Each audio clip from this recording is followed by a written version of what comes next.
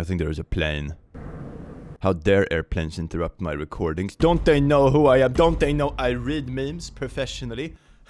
How dare they, plane? Well, good evening, laddies, lasses, and lassos. Welcome to the click. You smell absolutely astounding today. And don't let anyone else tell you otherwise. And if they do tell you otherwise, let me know who they are and I will aggressively smell them back. Oh yes, indeed, that's how you establish... Oh God, I got something in my eye.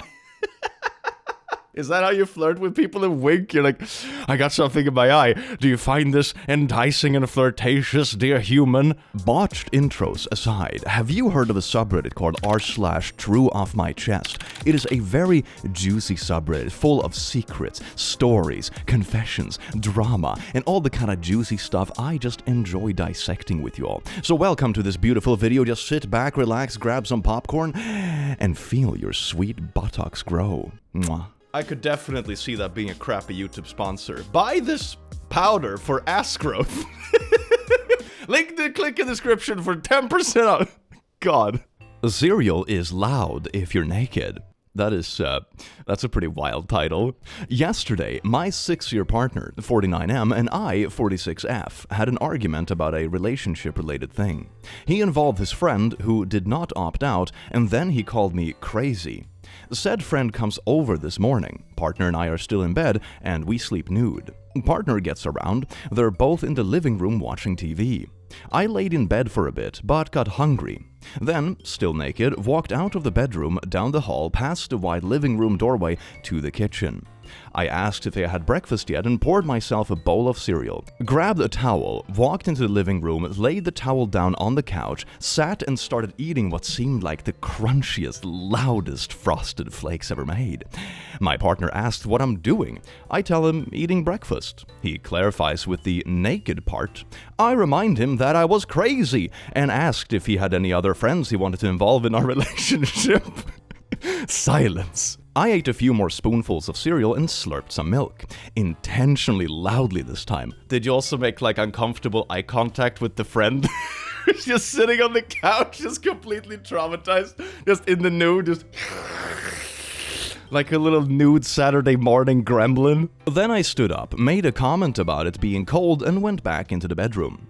A couple hours later, no one has mentioned it, and I still feel pretty good about it. This is some r/traumatized them back. What on earth did I read? I'm not entirely sure what I just read, but I kind of like it, and the mental picture this painted is absolutely gorgeous. This has a very similar vibe to that thing I usually say, like, in the future when I have kids, I'm not gonna punish them if they do something bad. I'm just gonna threaten to cringe them out in front of their friends. Hey Timmy, if you don't stop misbehaving, I'm not gonna ground you or remove your allowance or something like that. I'm just gonna confidently use slang in front of your friends. It has a very similar vibe to this. Every time you involve someone else in our relationship, I'm just gonna do this. r/TrueOffMyChest. I tricked my wife into a healthier lifestyle so I could have more frequent naughties. What? My wife and I used to have naughties frequently, but over time her libido just died. Coincidentally, it happened as she gained some weight. I didn't really care about the weight gain, she still looked cute while a bit chubby. That being said, I wanted to do it more. I'd heard that libido is partially tied to one's physical and mental health. I figured I would kill a few birds with one stone, by helping her lose weight and gain confidence and hopefully get laid more over it. Small things. Anytime she asked me to bring her a soda or something, I would grab a diet version and pour it into a cup for her instead of handing her the can. Buying less garbage food to snack on, suggesting we take dates at places where lots of walking is required. Slowly, these things managed to add up, and she dropped notable weight. From there, I complimented her more and more, which I always did anyway, just more than usual, and it seemed to inspire her to lose weight on her own merit. Eventually, I started to see not just her libido returning, but her drive to go back to college and whatnot, which I have been encouraging. Sure, I may be a butthole for tricking her for such a reason, but whatever. I'm just glad things are not just back to normal, but even better than prior. Her physical and mental health hasn't been this good in ages. And yes, I got what I initially craved. Are we sure she didn't trick you? More dates and compliments and all she had to do is drink diet soda? I am looking forward to next week when there's an identical post, but from like the other direction. Hey everyone, it's super obvious. My husband is trying to get me to move more, but he's also buying me more cool stuff, and we're going on 3 times as many dates as possible. So I'm just gonna play stupid and play along because this is amazing. This is like wholesome trickery from both parties. Hell yeah. Online, I often see debates regarding like health and moving and weight and that kind of stuff, and oftentimes it ties into these wild arguments where people go on tangents about like, you should bully people because then they'll be motivated to do better and look better, which is absolutely insane. When I hear people like, oh, genuinely concerned and want people to move more and feel better, this is sort of what I picture. When you like do things together in a nice and encouraging way, you actually make effort to make good food together, that kind of stuff. This is like the wholesome vibe that I think that should be, but it very often isn't. My GF came out as lesbian before our marriage, and no one gives a frick about me. You know what? F you all. Me and my ex have been together for 7 years, and I knew that she was bisexual by the beginning, and she openly told me about her past relationships with girls. But I never cared, because it wasn't a problem at all. We just never had any big fights or arguments, but just small things, and we always sorted out everything. So after 7 years of this relationship, I decided that it was the right moment to pop the big question. Because we were deeply in love, financially stable, and already living together. So for me, it was the right time. I prepared everything to make it as romantic and unique as I could. And when I popped her the final question, she hesitated, but then said yes. Here is where the problem started, because I didn't understand why the hesitation was there. And I asked her, but she only replied, I was nervous. So I gave up. We told her parents this. Mine died when I was 20, and my little sister when she was 17 in a car accident. And our friends, but even here some things were off because her parents were faking to be happy. And I didn't understand why, while our friends were super happy and were already telling us ideas for the wedding. 4 months passed, and we were planning our wedding when the day came up.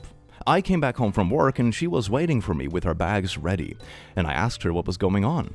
She told me, listen, I know that this is gonna be hard for you, but I'm not bi, I am lesbian. My parents knew this since 2 years ago, and this is why they weren't happy and were faking it. Please, I beg you to not make it difficult and just let me leave. Don't cry, don't beg me, and don't scream. Let's just let this go like adults. And then she drove away.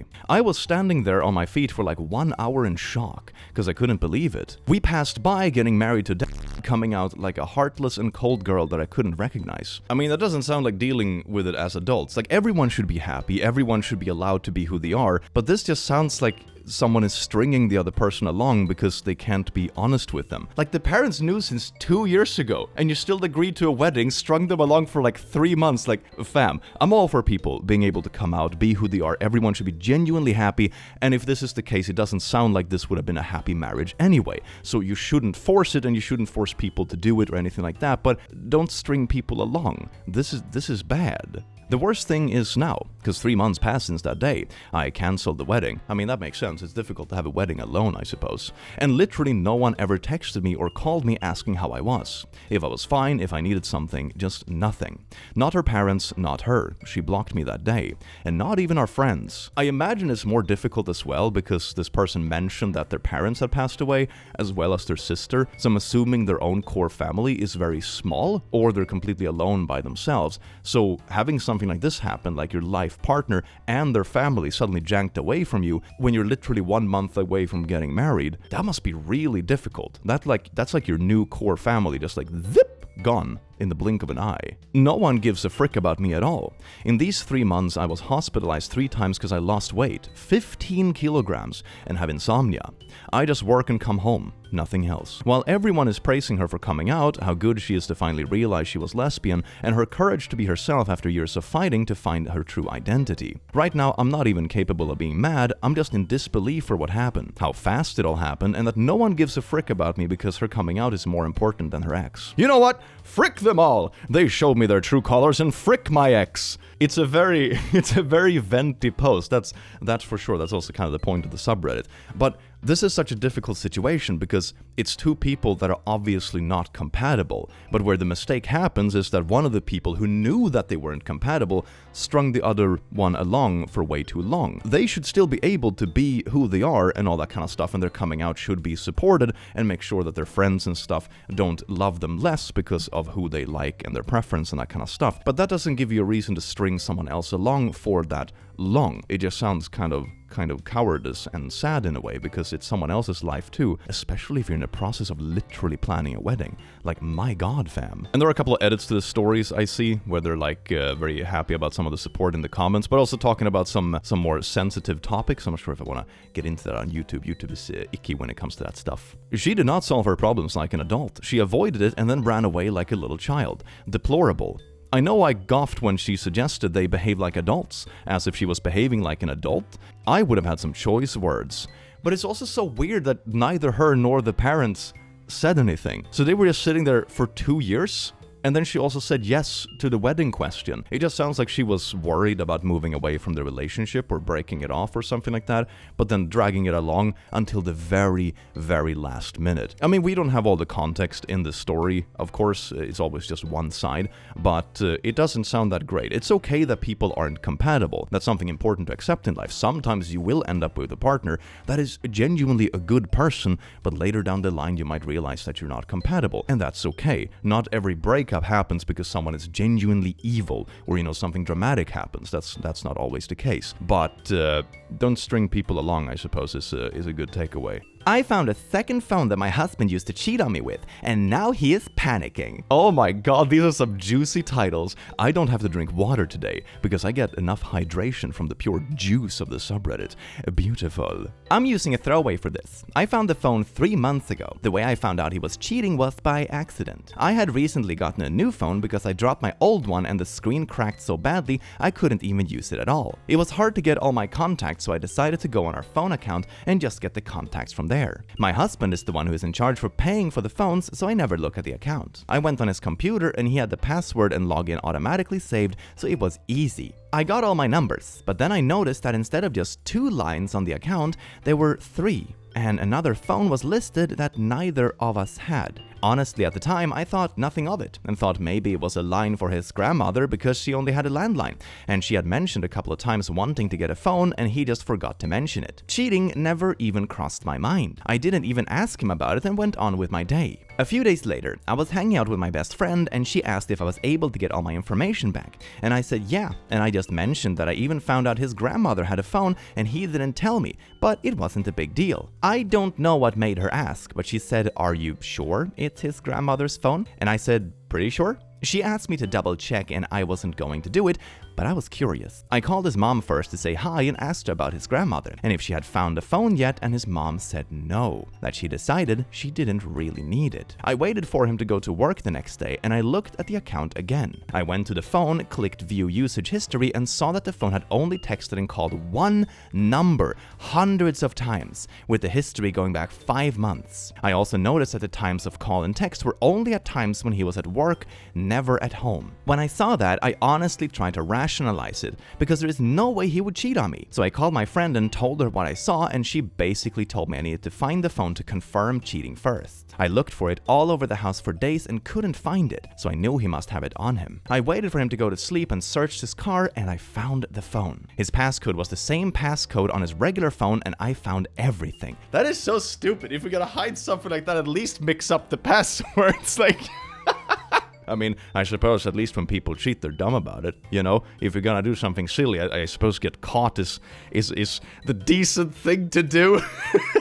Jesus Christ, man. Text messages, pictures of her, pictures of them together, them saying I love you. She sends him a good morning video message every morning, and he has kept every one. I was heartbroken and cried the whole night. My friend told me to take the phone, turn all the location trackers off, and then turn it off. The morning he left, he was 30 minutes late for work because he was looking for it but couldn't ask me because he would have to reveal he had another phone.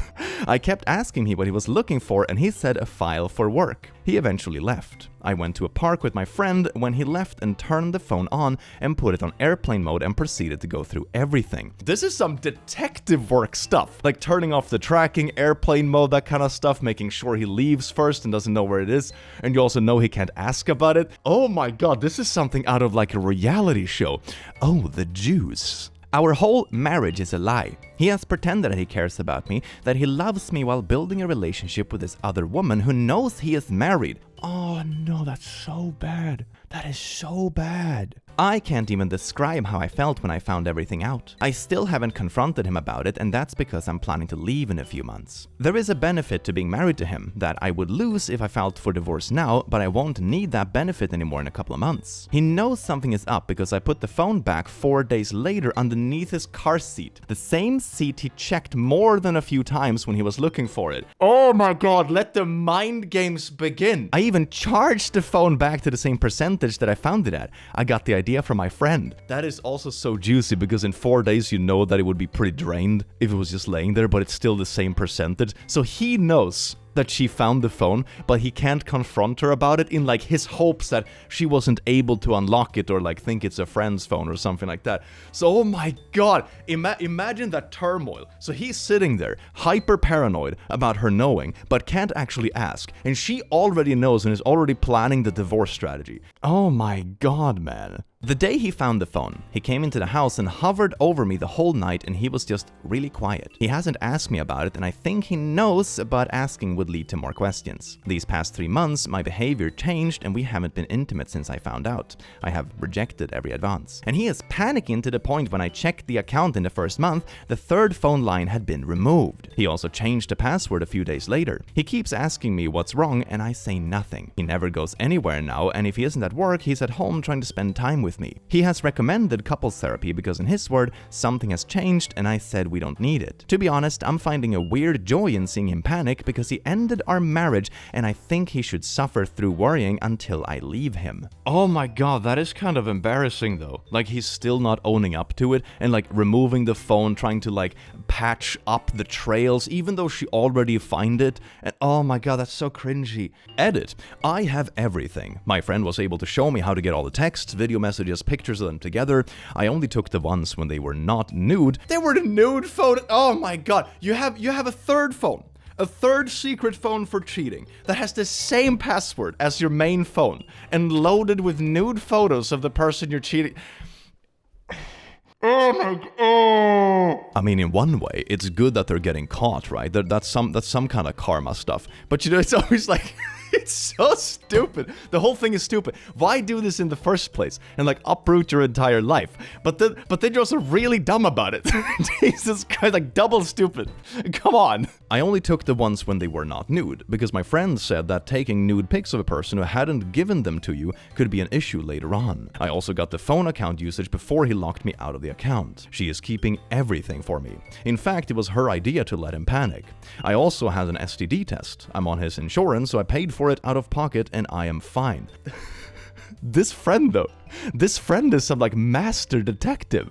God damn. Can we talk about her friend? That's some detective type ideas to turn off the location tracker, put it in airplane mode, her questions. I wouldn't be surprised if she made a backup of the phone, lol. It sounds absolutely awful as well. I hope this person manages to heal properly after this and move on from the relationship, because stuff like this can also create trust issues later down the road, where people become paranoid about their future partners cheating as well, because it hurts so much when it happened before. Stuff like this can really mess with you, so I hope you're doing okay. The story is really, really well put together. It's like something out of a proper reality show, but I do hope they're doing fine, because that must really suck. Update. My GF came out as lesbian before our marriage and no one gives a frick about me.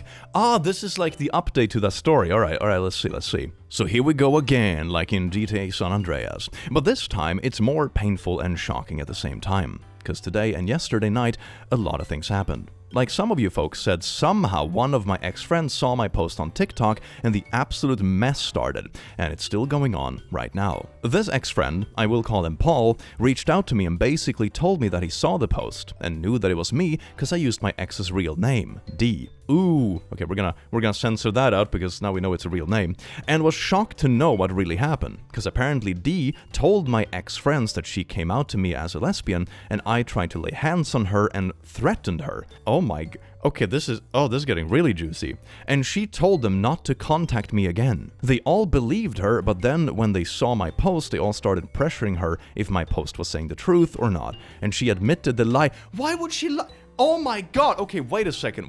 So this person was not only stringing along their ex when they had active marriage plans and they didn't tell them their preference for 2 entire years, and neither did the family, and once they finally do it and leave them just standing there flabbergasted, they also have the audacity to run a slander campaign telling them that this person is literally abusive. Okay, any kind of like empathy I had for this person is gone. Holy shite, man. Since Paul's text, I received a ton of texts and calls from everyone asking me how I'm doing, if I'm fine, and they're sorry for believing D and not texting me first and apologizes. But then there is the real issue, D.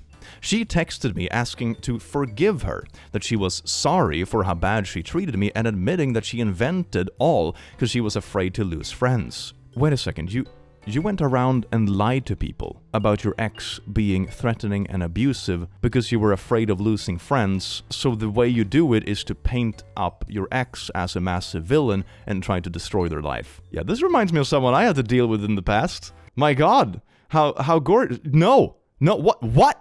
And unfortunately, it's not all because I got a text from her girlfriend, M. And basically she told me that she is sorry for D's behavior and for what she did. And here comes the issue. That she knew D since a year and she never told her about me, but always talked to her about me like a roommate. So she was thinking to leave that. Wait a second. So she was also cheating. She was also living a double life, like living her active lesbian relationship on one side, stringing along her soon-to-be husband until like a month before the wedding, not telling anyone, and then leaving the husband standing there when the wedding's about to happen, and then also lying to everyone in the vicinity that he's an abuser because she's afraid of losing friends. Okay, now this story is starting to evolve very differently. Now it's not about two people simply being incompatible and one of them being a butthole and stringing along the other partner. Now it's a completely different thing. This sounds like a very guilty-minded cheater who is trying to make someone else look like the villain to just project the focus on that so they're not called out. This person isn't upset about losing friends for simply breaking up with someone. This person is afraid of losing support and friends because they're a cheater and a liar. Yeah, this is starting to look quite different.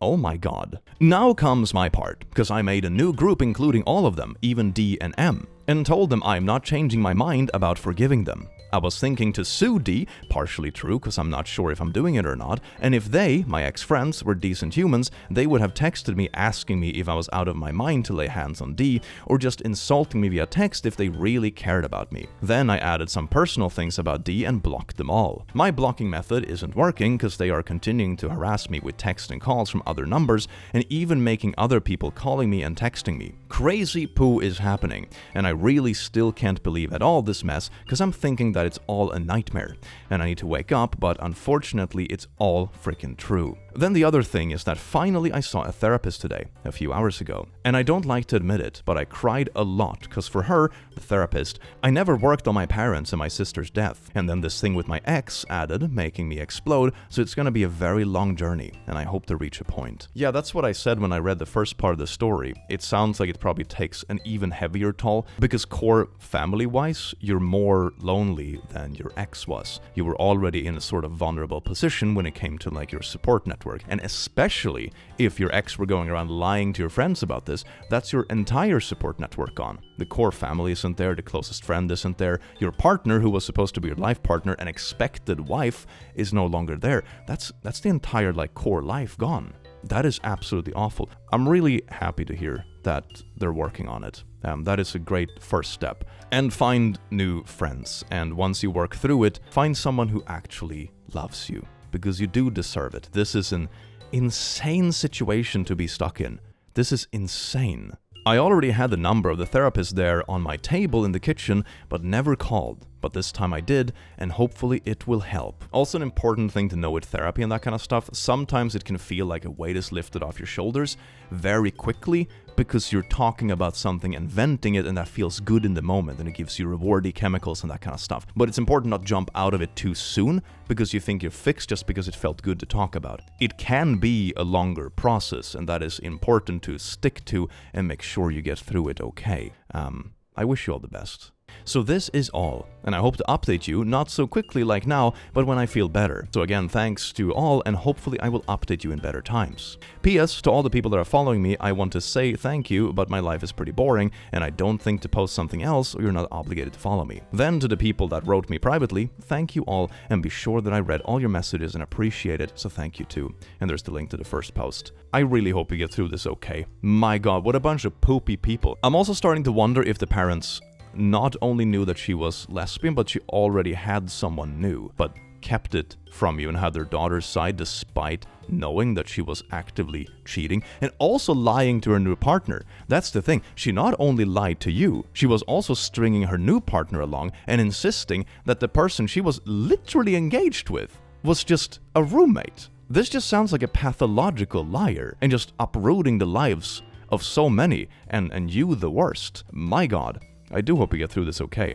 And yeesh, man. Yeesh. But I have seen that a couple of times in the past. One thing that guilty people do sometimes, and I'm not sure if it's a trait of something else, I have no idea, I'm not an expert in the field, but one thing I've seen in the past is that people that are guilty and get a bit paranoid can very easily attack someone else to project that guilt and make sure that the focus is on someone else. This is, for example, what happened with my own little YouTube drama last year, if you will. That was very much the same thing, that some person acted really poorly and then they got scared of the consequences, so they tried to make someone else out to be the villain, or in that case, many people, I suppose, which eventually, of course, backfired horrifically, luckily, which isn't always the case. It takes a while for that kind of karma to reach them sometimes. But I have seen this before, so the behavior doesn't surprise me, but my god, it's nasty, and I do hope you find someone who really loves you, because you do deserve it, and you do deserve to build a family that you genuinely want. Tomorrow, they're going to remove my jaw. I've been a pack-a-day smoker for 10 plus years. I'm 29. A few months ago, I started noticing general discomfort around my lower jaw, then a bump where my throat meets my jaw. Turns out it's a tumor caused by my smoking. It's growing. My whole right side of my jaw is swollen. Tomorrow, I'm having surgery to remove the tumor, but it has grown so much that they're going to take off the right side of my jaw and part of my throat. I'll be left with a deformed absence of flesh and bone in the right side of my face and a hole in my throat. I'll speak through a machine. I'll be deformed and mutilated. I have a 4-year-old son, the only joy in my life, and tomorrow I'm going to look like a monster to him. Tomorrow I'm going to ruin my life. I would rather not be here. I would rather let the tumor grow and suffocate me. The thought of seeing my son's horrified face when he sees me after they're done fills me with dread that I cannot describe. He calls me his best friend. He tells me he loves me when I put him to sleep. And I'm going to betray his love and turn into a monster when they remove 40% of my mouth. If you smoke or vape, I beg you, stop. Listen to the guy who's about to have his heart ripped out. Just stop. Oh God, I'm about to lose my boy. Just stop smoking. As someone whose parents are dead, I would rather have them imperfect than dead. Hey man, I can't imagine what you're going through right now, and that sounds incredibly tough, but you'll still be his dad. That is not going to change. A part of you, how you look, might change, but he will still know it's you. It won't affect how you treat him, and he will love you just the same as he does now. There might be a period of time where he adjusts, but in time he will see the new you as the same old you you've always been his entire life. I'm not gonna pretend it won't be tough, but your son isn't gonna see a monster. He is just gonna see you. It's especially hard now, but years down the line, he will be infinitely happier that he has you the way you are than he would be if he lost you to this cancer. You can do this. I know you can. Man, that story almost made me cry. But the love you have for your kid is what is gonna shine through, really. Children usually don't have like judgment about appearance and that kind of stuff. He's not gonna be afraid of you. He's not gonna see you as a monster. He's gonna see you as his dad, like he always has. And like this person said, it's gonna be some adjusting, like there always is with big medical stuff or adjustments or when people look different, that kind of thing. But he's still gonna love you. And imagine 10 years from now when he's becoming a teenager and you're still there. You're able to be there for him growing up. That's gonna be a billion times more for him, a billion times more love than if you were just gone due to this tumor. It gives you an entire life together, and that is not something to just throw away lightly. That is something incredibly beautiful and lucky, and I hope you manage to make the most of it. It's a really tough thing, and I hope you get through it okay, and also for your own sake and your sake of self and that kind of stuff. I really hope it works out fine. But I think your relationship with your kid is gonna be absolutely fine, and it's very obvious that you both love each other deeply. My friend group is now splintered after one of my friends slept with and started dating another friend's son. Wait, hold on. How old are the people involved in this story? I, 44, have 5 childhood friends. Emily, 45, is currently dating Christine, 44's son Henry, 20. Okay, this is this is a pretty spicy story, isn't it? This is even more disturbing given that Christine had low supply of milk. So Emily, who has a daughter only a few months older than Henry, breastfed him for a period of time. Wait a second, so the person who's now dating the son was also literally nursing them when they were a kid. What kind of trailer park stuff is this? Holy shit! After consideration, I told Christine I'm on her side. One of our other friends is also on her side, but the 2 others are on Emily's side and said that Emily has done nothing wrong since Henry is an adult now. I mean, yeah, he is an adult and can make his own decisions, but I would still think it's pretty weird if you start dating someone that you were literally nursing when they were a baby. That's an odd dynamic. That's a really, really odd dynamic. This is such a mess. Christine tried telling Henry that he's been groomed, but he wouldn't listen. He refused to go to therapy. She's at a loss as to what to do next. She is distraught. Damn, dude! What did I even read? The he is an adult defense might work if they met when he was 20, but not only has she known him since he was a child, but she also nursed him as an infant. How can one do that to someone who is basically like a son? Not to mention your close friend's son who you watched grew up all this time. Yeah, like he is an adult and all that kind of stuff, but it's really weird because I think, at least personally, I would really struggle to see someone else as a peer adult if I had literally been there for the last 20 years from when they were a baby. It's really odd. It's not that you're meeting someone and there happens to be an age gap and that kind of stuff. It's literally like you have been nursing this person. Dear God, oh my God, man. Ah, isn't that beautiful? If you thought that high school drama was bad. You ain't seen nothing yet. Okay, to be fair, I haven't seen anything like this IRL either, luckily. But my God, the wild stories that happen in the world. Isn't it beautiful? The world is so big that anything you can think of has probably happened somewhere. Yippee! I refused to give my wedding dress to my daughter. I found it ripped apart by my daughter's dogs. Wait, what? That is so petty. I spoke to my daughter and told her about the love for my dress and the memories it brought me. My mother passed away not long after my own wedding in 2008. She had hidden her illness from me and my siblings because she didn't want to ruin my big day. I thought I could get through to her. I suggested that we could meet up with the seamstress to make a similar dress, and I could help with the embroidery since it's what takes the time and patience. She agreed. Friday, when I was out, my daughter went home to me. She has 2 dogs and they were with her. Anyway, the dress was ruined. According to her, she didn't see anything. She took the dress out to take pictures and she left it out and the dogs ripped it apart. Sounds very convenient and very odd timing, and that they would rip apart like the one thing you just took out of the closet instead of going ham on, I don't know, a couch or something. That seems very oddly specific, and right after that argument. I don't know about that, man. I was shocked when I saw my dress in my bedroom ripped into pieces. I started sobbing, but my daughter said I was exaggerating like it was her fault when it wasn't. Okay, yeah, they're obviously guilty. The fact that they're not apologizing for this. I mean, if you break something, even if it's an accident, that's someone else's, and especially a very memorable piece of something, you would probably feel really bad about it. This sounds incredibly purposeful. She just shrugged me off and said to get help because I'm being creepy. What do you mean being fucking creepy. You destroyed something that they loved. And they're sad. What? My husband asked her to leave. Next day, she blew up my phone crying and saying that she was sorry because she thought I hated her now because of a dress. Well, I would probably not want them in my house after that, holy crap. I said that I don't hate her and would never do that. I love her. Later, my sister called me to talk, and she then asked me that now I might as well give the parts that weren't ruined to my daughter so the dress could at least be useful. Is this just a scheme? Is this just the whole side of the family just scheming to get the pieces of the dress because they're super petty for some reason? What the hell? Ah, with friends like this, who needs enemies? I agreed, and my daughter came in the evening to pick up the embroidered parts. She stayed in the car while her fiancé came to pick up the dress. Yeah, that sounds really convenient. It's like, oh my god, the dogs ripped everything apart from the embroidered details, and now we can pick them up, and I get the dress that I wanted anyway, and yours is destroyed, and nah, fam. I'm not angry or anything. I think you should be. I don't think you should have given them the pieces. They're being absolutely awful and manipulative. Just feeling terrible sadness. My mother's memory is more than a dress or any material thing. She's always in my heart. I just miss her very much all the time. Thank you for listening.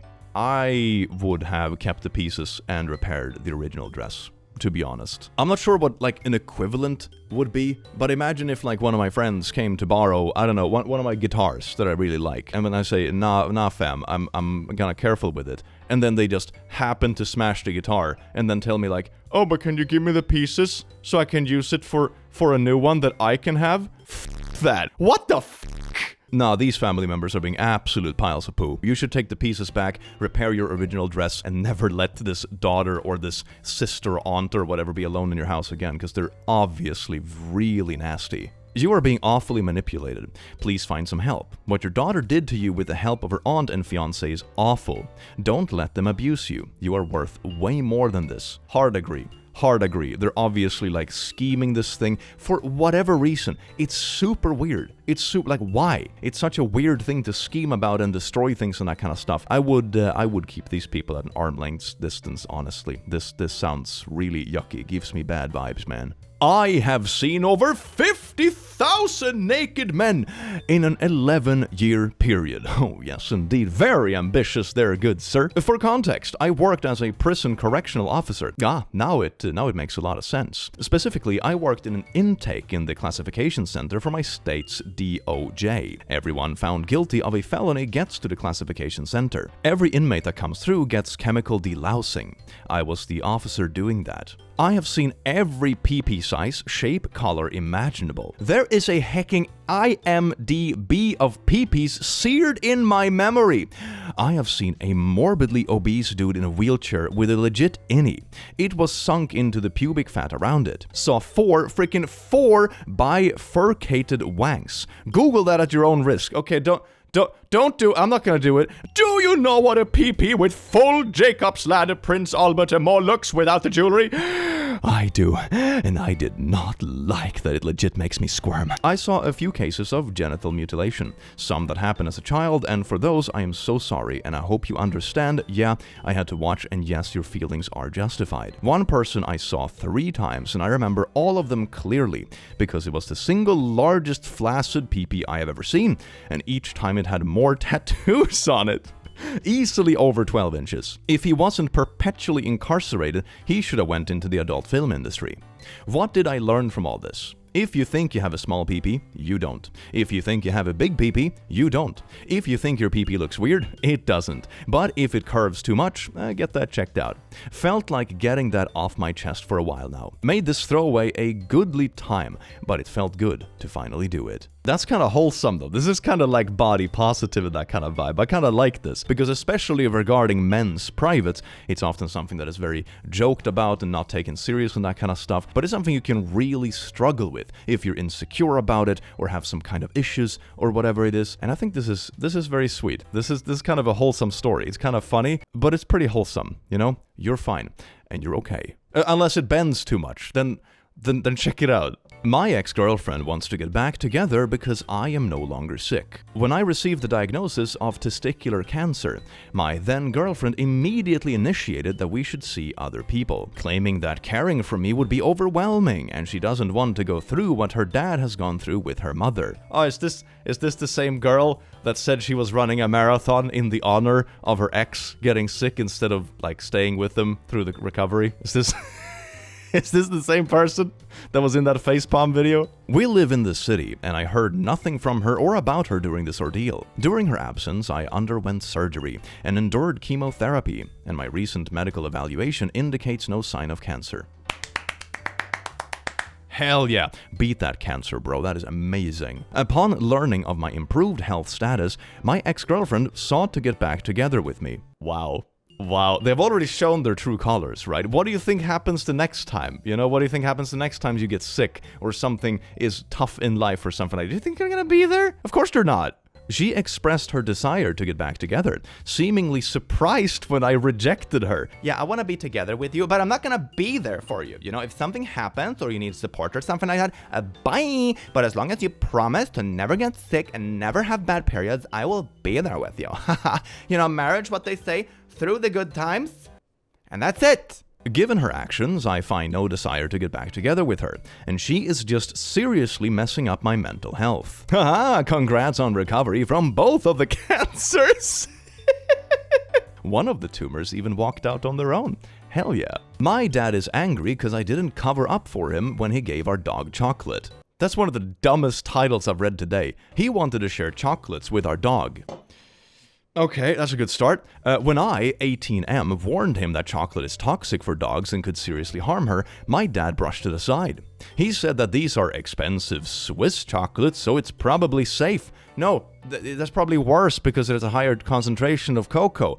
No, I looked at the box and told him it's even worse since it's high cocoa, and the cocoa is the dangerous. But it's actually, yeah, it's worse if you have like a cheap chocolate that is mainly like, I don't know, milk and stuff.